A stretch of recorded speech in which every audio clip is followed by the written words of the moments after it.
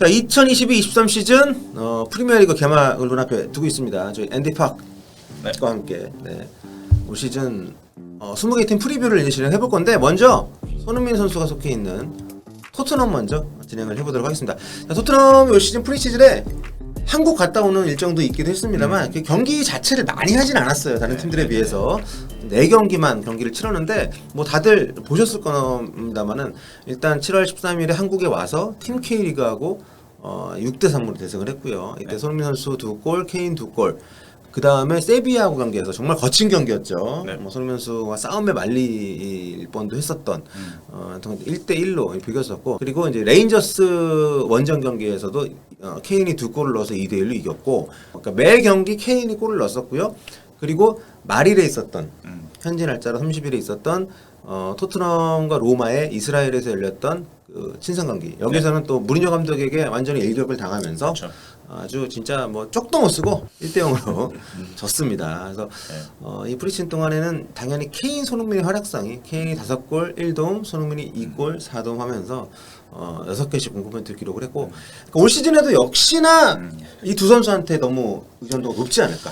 네, 일단 이제 그 토트넘은 아스널 비해서는 프리시즌 경기가 훨씬 적었죠.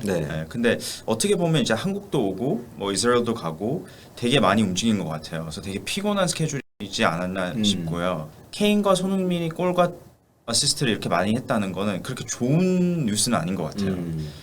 토트넘 경기 중에서 제일 중요한 경기는 로마 경기였고요. 작년에 이제 토트넘을 보면 제일 힘들었던 경기들이 이제 낮게 않는 팀들한테 이제 카운터를 장거리 팀들, 그렇죠. 뭐 한 10명 두고 한 카운터를 노리는 팀들한테 되게 약했어요. 근데 모리뉴가 아무래도 이제 뭐 카운터 어태킹 코치죠. 그런 그 전술에 되게 약한 콘테 모습을 보여줬고, 저는 걱정되는 게 비수마라는 선수가 엄청난 대단한 선수지만 비수나하고 뭐 호이버그하고 벤탄쿠르는 그렇게 다른 선수는 아닌 것 같아요. 토트넘이 사실 좀 발빠르게 움직였습니다. 지난 시즌 끝나자마자 아주 적극적으로 선수 영입 시장에 뛰어들어서 돈도 제법 많이 썼어요. 물론 히샬리송한테 뭐 대부분 쓰긴 했지만, 그래서 이제 프레이저 포스터 골키퍼 백업으로 데리고 왔고, 이반 페리시치 선수를 인터밀란에서 이적료 없이 왼쪽 윙백을, 이게 정말 훌륭한 영입이 아닌가 저는 그렇게 생각하는데, 그리고 이제 얘기하셨던 비수마 선수를 이제 브라이턴에 데리고 왔고요. 히샬리송을 에버턴에서, 또 랑글레를 바르셀로나에서 임대로 데리고 왔고,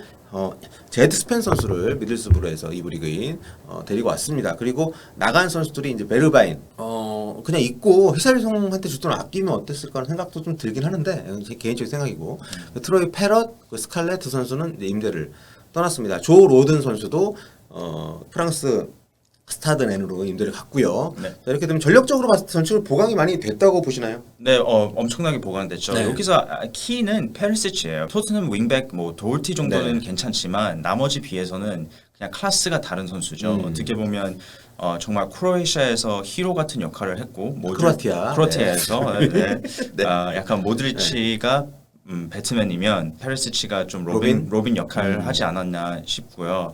뭐 양발 잘 쓰고 크로스 잘하고 뭐 활동력 좋고 그냥 완벽한 콘테의 윙백입니다. 그래서 지금 콘테 인터뷰 중에서 페리시치와 도르티가 아직 100%는 아니지만 지금 조금씩 올라오고 있기 때문에 제 생각에는 첫 경기 페리시치 선발로 나올 것 같아요. 세세뇨도 나쁘지 않은 백업이지만 페리시치랑 클래스가 다르죠. 그래서 이번에 페리시치가 5라운드부터 챔피언스리그가 시작하니까 좀 빨리 몸을 올려야 될 것 같아요. 페리시치와 랭글렛, 뭐 데이비스하고 손흥민이 왼쪽에서 많은 역할을 할 것 같습니다. 그러니까 지금 이번에 영입된 선수 가운데에서 가장 지금 주전이 확실하다 할 수 있는 선수는 페리시치 정도밖에 없는 것 같거든요, 저는. 그러니까 비수마도 지금 호이비에르가 기본적으로 토트넘 중원에서는 이제 핵심이고, 그 파트너를 뭐 벤탄쿠르나 뭐 스킵이나 아니면 비수마인데, 저는 개인적으로 비수마가 호이berg보다 더 좋은 선수라고 생각해요. 그렇군요. 이 브라이턴의 핵심 선수 중에 한 명이었고, 브라이턴은 절대 약한 팀이 아니에요. 되게 좋은 팀이었고, 저는 비수마가 조금만 적응만 하면 되게 엄청난 무서운 선수가 되지 않을까 싶어요. 대신에 토트넘은 에릭슨 같은 좀 볼 플레이메이킹 어빌리티 있는 선수가 필요한데 그런 선수가 없어서. 그렇죠. 지금 영입을 한 해 만에 하고 있는데 아직까지는 영입 소식은 없고. 그리고 메디슨 지금 루머가 있는데 그 메디슨은 약간 그 역할 선수가 아니에요. 메디슨은 오히려 쿨루체스키가 뛰는 오른쪽에서 뛰는 선수다 보니까 쓰리톱에서 뛸 수 있는 선수지 뭐 중원에서 그런 걸 풀어줄 수 있는 선수는 아니고 아닙니다. 오히려 무슨 뭐 파케타나 아무튼 뭐 이렇게 다른 선수들 썰이 계속 있긴 있습니다만 네. 뭐 이적이 성사가 될지는 아직 좀 모르겠고 그리고 이제 공격적인 히샬리송 선수가 왔는데 지금 여기는 손키쿨 기존의 손키쿨이 워낙 뭐 공고하기 때문에 뭐 히샬리송 좋은 선수지만 당장 뭐 주전 구도를 막 깨고 막 변화를 크게 줄 것 같지는 않거든요. 조금 애매해요. 히찰리슨을 절대 무시 못하는 게 히샬리송.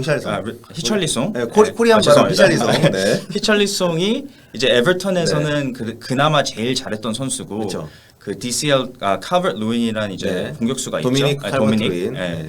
그 도미닉이랑 이제 투톱을 좀 많이 유지했고 뭐 되게 잘하는 선수예요. 대신에 쿨루체프스키는 엄청난 역할을 보여줬죠 네. 작년에. 네. 그래서 제 생각에도 선발을 나오기는 힘들지만 네. 만약에 선발 나와서 좋은 활동을 보여주면 네. 선발로 충분히 가동할 수 있는 선수죠. 네. 네. 근데 한국에서 이 별명이 셰프이에요. 클로첵스키라고 하시면 안 됩니다. 한국에서는. 아, 그래요? 별명이 셰프인데 첵스키라고 하면 안 됩니다. 아, 네. 발음은 그냥 웃자고 한 얘기인데 네. 어쨌든 그만큼 지난 시즌 하반기에 이 손흥민, 케인, 클루체스키 세 명이 프리미어리그 통틀어도 뭐 최고의 조합이었기 때문에 네. 아무튼 그 조합을 건드리지 않는 선에서 좀 보강할 수 있는 영입이 됐다. 이렇게 얘기를 좀 드릴 수 있을 것 같고 나간 선수들은 뭐 베르바이는 저는 좀 아쉽긴 하지만 네. 어차피 뭐 주전급하고 거리가 있는 선수였기 때문에 사실상 전력 손실보다는 보강을 많이 한 것은 맞다. 네. 이렇게 볼 수가 있는 토트넘입니다. 그래서 저희가 이제 개막전 예상 라인업을 한번 이렇게 좀 짜봤는데 지금 이제 앤디도 얘기한 것처럼 왼쪽 풀백과 오른쪽 풀백이 어떻게 보면 지난 시즌과 가장 많이 달라질 수 있는 부분인데 페리시치는 뭐 대부분 주전 예상을 하고 있는 것 같고 도어티 같은 경우도 지난 시즌에 도어티가 잘하다가 막 폼 올라올 때 부상당해가지고 시즌 아웃이 되면서 로얄 계속 나왔었고 또 프리시즌 때 루카스 모우라도 종종 뛰었었는데 네. 여전히 근데 콘테 감독은 이 중에서는 도어티를 가장 많이 좀 아끼는 것 같아요. 믿고 있는 것 같아요. 네, 저도 뭐 동의합니다. 도어티가 네. 그나마 제일 잘하는 것 같고 로얄은 좀 많이 부족하죠. 크로싱도 되게 약하고 스펜스란 선수도 뭐 노팅햄에서 작년에 괜찮은 선수였지만 그렇죠. 좀 롱텀으로 보는 선수인 것 같고 네. 콘테가 원하는 영입은 아니었던 걸로 생각합니다. 그러니까 우리가 2부 리그에서는 거의 탑급 윙백 기록을 찍었더라고요. 그래도 1부에서 아예 뛴 적이 없는 선수이기 때문에 갭을 어떻게 좀 극복하기 쉽지 않지 않을까. 근데 일단은. 네, 그거에 대해서 한마디만 네. 하자면 그러니까 스펜스라는 선수가 노팅햄에서는 챔피언십에서는 당연히 공격 퍼센테이지가 되게 높은데 네. 그러니까 기대 공격 포인트. 기대 네. 공격 포인트가 되게 높다고 생각을 했는데 막상 그거를 예를 들면 리버풀의 트렌트랑 비교를 하면 완전 떨어져요. 그러니까 공격하는 것처럼 보이지만 사실상 공격에 진입하지는 않은 것 같아요. 네. 그러니까 트렌트 알렉산더 아놀드는 뭐 근데 그렇게 비교하면 너무 네. 억울하죠. 스펜스한테는. 스펜스 이제 막 일부 아는데 알렉산더 아놀드하고 비교하면 우리가 소박하게 로얄하고 비교했을 때도 솔직히 아직 로얄보다 로얄을 제끼고 선발로 내기에는 좀 아직까지도 신뢰는 없기 때문에 지난 시즌에 콘테 감독이 완성을 했던 베스트 11에서 어떻게 보면은 거의 페리시 정도를 빼면 큰 변화는 없을 가능성이 현재로서는 꽤 높다. 네. 토트넘이. 그래서 이게 뭐 전력이 더 강화되지 않았다라고도 볼 수도 있겠지만 한편으로는 지난 시즌에 상승세를 계속 그리면서 시즌이 또 마무리가 됐기 때문에 그 어떤 만들어진 팀워크를 강화하면서 좀 가장 큰 약점이라고 했던 양쪽 윙백 센터백도 뭐 국내 팬들은 굉장히 아쉬워하십니다. 김민재 선수 안 온 것도 그렇고 네. 아쉽죠. 센터백 보강이 더 있어야 되는데 없었다는 부분 아쉬워하시는데 그래도 지난 시즌 뭐 후반기에 뭐 토트넘 수비 라인이 괜찮긴 했거든요. 네. 그래서 다이어도 뭐 가끔 큰 똥을 싸긴 하지만 요 라인업으로 올 시즌은 주로 출발을 할 것 같은데 이쯤에서 토트넘의 올 시즌 성적 어떻게 예상하십니까? 어려운 질문이네요. 네. 우리가 이제 다른 팀들 팀별로 또 간단히 살펴보겠지만 봤을 때 지난 시즌에 토트넘이 4위를 했습니다. 네. 올 시즌은 어떻게 보십니까? 뭐 이제 축구는 모르는 거기 네. 때문에 네. 뭐 진짜 모르거든요. 뭐, 뻔한 얘기 그만하시고요. 네네. 뭐 희망은 뭐 우승 한번 진짜로? 도전해보는 네. 거죠. 네. 하지만 콘테 감독이 그렇게 얘기했습니다. 그 염치 없는 소리다. 진짜요? 그러니까 그거는 우리가 맨시티 리버풀하고 경쟁할 수 있는 수준은 아니다. 이렇게 얘기는 했는데 예, 기본적으로 탑 4는 무조건 해야 되고 이 팀 정도면 아무래도 3등 4등 정도 네. 예상합니다. 적어도 올 시즌에 토트넘 3위 봅니다.